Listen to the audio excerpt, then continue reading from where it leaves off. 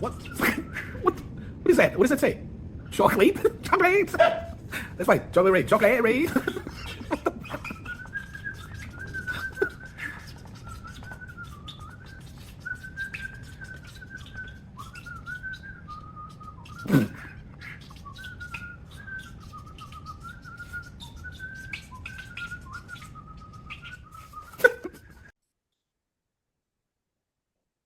Recording in progress. Progressive recording. So Progresso soup. Progresso recordings. Yeah, what the fuck were we talking about? I don't know. Dennis The DeYoung. band. Yes. The Art of Frazetta. Mobius. You know, an interesting thing about Frazetta was, like we said, the gold standard. And for, 40 years, he created so much. Like he set the standard for fantasy artwork for so much that's out there that exists today. But he had a stroke. He had a pretty bad stroke when I want to say he was in his late 60s. And he lost use of his right side altogether. And he started drawing. He was compelled. He started drawing and painting with his left. If you see his late generation shit, it's like on a level. You remember how with the Brian Singer Sargent, when he started loosening up and he created these amazing works. This is the same thing. Frazetta just like upped it a level. That's so awesome. Unbelievable.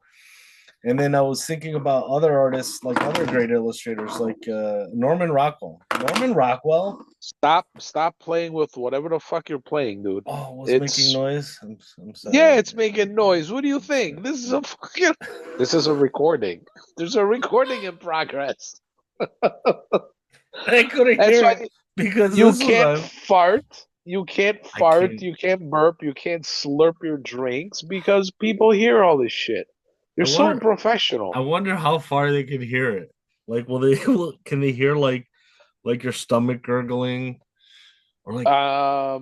Wait, you can't hear me breathing, can you? No. I wonder if that's like programmed into the algorithm. Oh, I guarantee that it is. You remember the dude, the guy who sang "Chocolate Rain"? You remember that "Chocolate Rain"? And the recording of him was always like the microphone's just like "Chocolate Rain." And they were asking, why the fuck were you doing that? It's like, so you don't hear the breathing. Yeah, because he was recording it and engineering it himself. In his bed. Yeah, it was in his bedroom, wasn't it? Yeah. Good old Chocolate Rain. I never understood the point of that. You know what I mean? That's what makes it hysterical. But he was serious. He was singing with such gusto. You know what I mean? Of course he's serious. Aren't you serious about this? No, you're not. We're not. Me? Serious about anything? What the hell are you talking about, dude? I thought the whole point of this is that we were serious about absolutely nothing. It's just we're spewing shit and eating shit at the same time, right? It's and that's why circular. That's why we need to let people know that this is a human centipede of podcasts. Nothing we say is based in fact. There's no truth. What are you talking about? Nothing should be taken. Nothing should be taken. Everything should be taken with a grain of salt and paprika. In our case, there should be a whole fucking mixed seasoning jar. I would love if we created our own seasoning product and just called it seasoning product. I'm working on that. Really? I am. What are you doing? I am. What are you mixing? I'm working. I'm not going to tell you what I'm mixing because then what's the point of why would anybody buy my stuff? Can we call it the Lieutenant's secret recipe?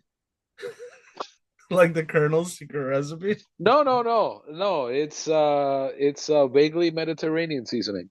Interesting. Which in itself is a perfect label. Because it tells you absolutely nothing. Yeah.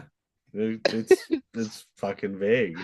Oh my God, I love this flavor. What is it? It's I can't put my finger on it. It's vaguely Mediterranean. Which is an It's interesting way a to go through life, just being yes, vague about everything. absolutely. Because then no one can come back to you and say you're putting out misinformation. But It's it, too vague to be information. it's open. It's open to interpretation. Therefore, it is art. It is pure art. Welcome to the podcast. Welcome to the talks. Welcome to the talks where meaning is nowhere to be found. Or meaning is meaningless.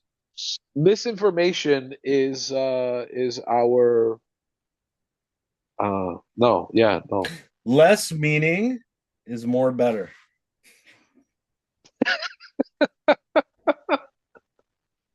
Why not?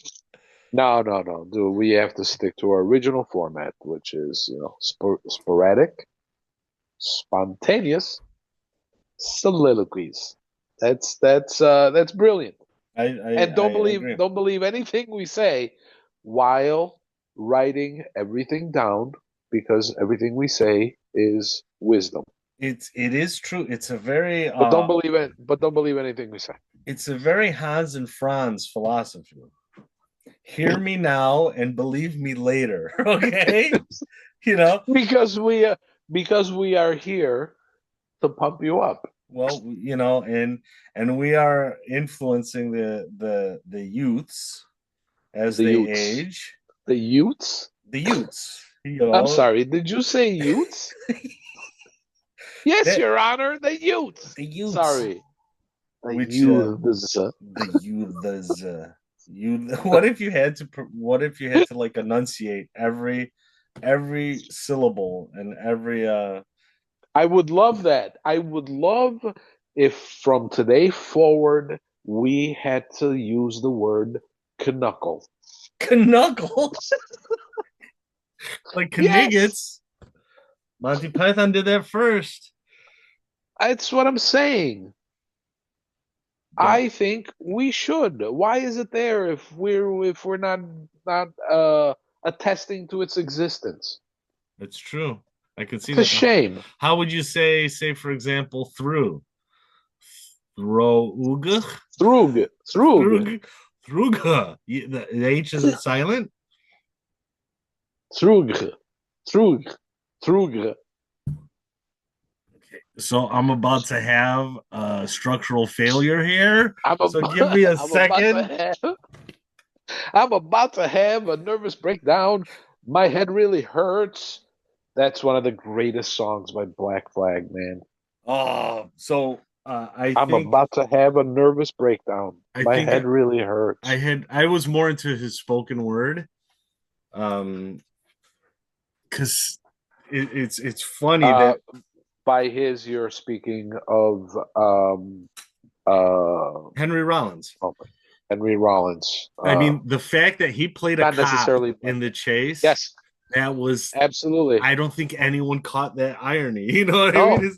No, and that was fucking brilliant. Genius. That was fucking brilliant.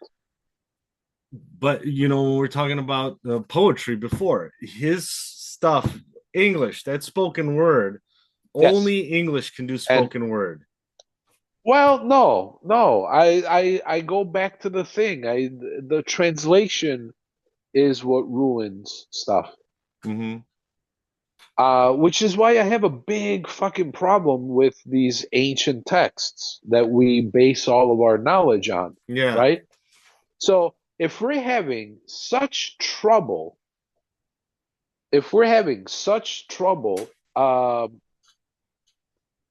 translating Nessun Dorma to have the same meaning and intensity and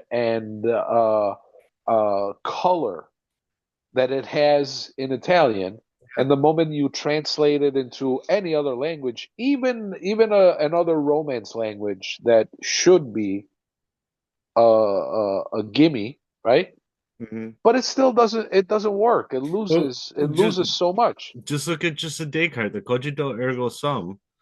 Yeah, The meaning of it is completely different than the translation of it, right? exactly my point. So when we find these awesome manuscripts, right, that are written in ancient Greek or Sumerian or in whatever other language that it was written at the time, the moment that we start translating it, it loses it's fucking useless. So you know how our entire penal system in the whole world is essentially rooted in Hammurabi's code, the eye for an eye, tooth Oh for my a tooth. God, I thought you were talking about something else. Penal system rooted. Well, Yeah. there we should open a penal colony, but the so Hammurabi's code is eye for eye, tooth for tooth. What if it actually the translation was actually something like, oh, you stole from someone, or instead of cutting the hand off, maybe the translation was actually, well, that's $30. It's like, Funny you say that. I just saw a um I just saw a thing about a very famous woman who translates classical languages, and I believe that they were speaking about the translation of a ancient Greek, where she chose to keep the word the to a literal translation, because so the sentence is, "I love you like my head."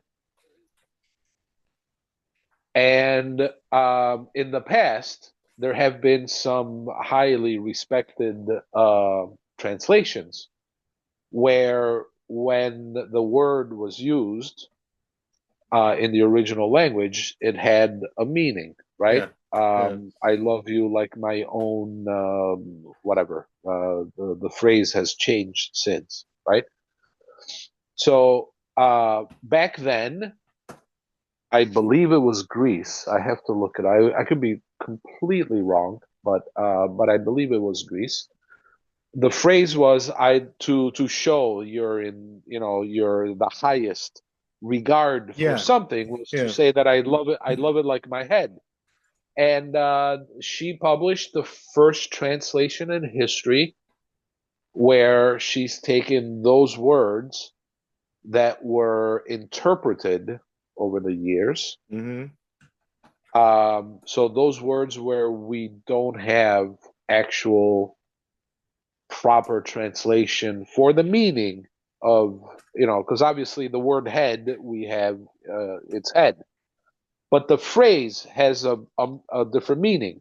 Hmm. I love you like my head is the meaning behind the phrase that has changed to a different phrase over the millennia. Well, she chooses to keep those original words, and she's, it's kind of blowing up all over the internet. And it's I just interesting saw it two because days ago. even that translation, no matter how thoughtfully crafted in itself, can also be misunderstood and mistranslated. So I love you like my Absolutely. head, she could be proclaiming, someone might assume she's proclaiming that she loves you as much as she loves her skill at filleting. I love you like my, yeah. You had to go there. I You I had to go there. always, Jesus. we said it's Maybe it was a circumlocutious, my man. thought It was process. a man. It was a man who A, wrote. a man does not have the ability or the No, orifices to the perform. man. The man was the one who spoke the phrase, "I Yeah, love you like my head," yeah. meaning that's the highest form. You said she. Oh well, The he, she nowadays, it doesn't matter, right? Oh, stop it. No. The No, the whole point is that if it was a man who uttered the phrase, then it totally makes sense, because what does a man love more than his head, his getting head, his sessions of head. Yes. But I don't think that's the case. I No. don't think in old Greece that's how they used to do things or speak. Um, There's some great translations. There's some great insults that, if they're translated, literally make no sense.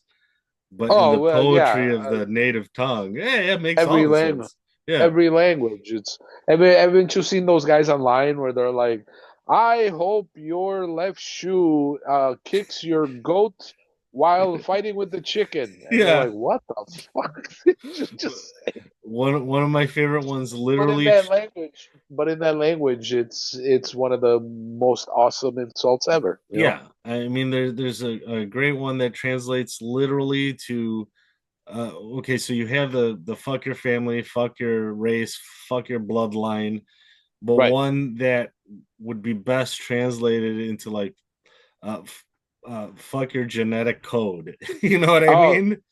we have that in this part in this part of the world. We have a same to they're like, what? Fuck me, Yeah. fuck you, your dad, and your entire genetic code. I love that. I Absolutely. love that. That's hysterical. Yes. There's other insults that are off the cuff. That there was one couple fighting, and she's in front of her husband, and she turns around and says, "I wouldn't take you for a wad of chewed gum. like like I would prefer a piece of gum that's on the floor that's been chewed and spit out and stamped on over you." That's a beautiful. That's like, wow. That's like, holy shit. Someone is that low on the ladder. You know what I mean? And you You can, hate me that much. yes, yes, yes. It is. I love insults, uh, because it's like when you insult someone, you don't do it because you hate them. You're insulting someone because they've brought you to a point of rage. You know, Yeah. like, why would you do this? I wouldn't Right. take you over a wad of chewed out gum. You know, it's like you wouldn't say that to your enemy. To your enemy, you would just say, "I hate you. I'm gonna kill you. I think you're a Right. bastard." It's clear cut. But your insults is really comes from a place of love and longing and warmth. I think personally, this is just my opinion. This is not fact, or it can't be fact checked And because it it's can't just be my opinion. fiction. And it can't be fiction because, again, it's just my opinion. I think that insults were invented. I have zombies, by the way. I have zombies that are interrupting right now. Oh, we've seen it. They were dancing behind you at some point. Um, to replace physical violence, Ah, because don't want to when dudes don't want to throw fists, they it's true. I agree with you 100%.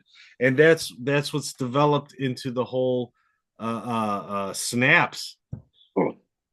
You know, when yeah, you can't fight. And so in the culture in the US with the slaves, they were not permitted to partake in fisticuffs because they would get of lashed course, properly for it. right, So they created the whole snap to insult one another.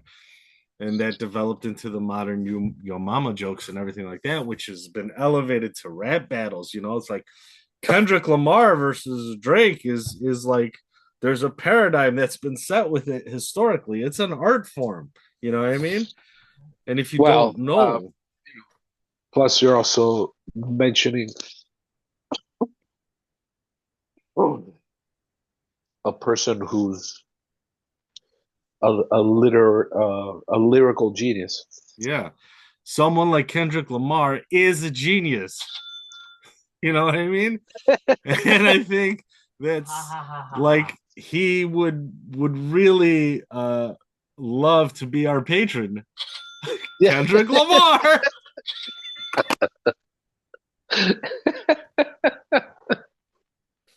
That's how it should all be played out. Yes. Like that scene from Wayne's World where they're eating the Doritos. It's like, oh, it's your choice, the Pepsi. That was genius. Absolutely. I'm having a sinus thing. All right, go clear out the nose because it's all plugged up. It seems like your nose is all stopped. Yeah, it's stabbed.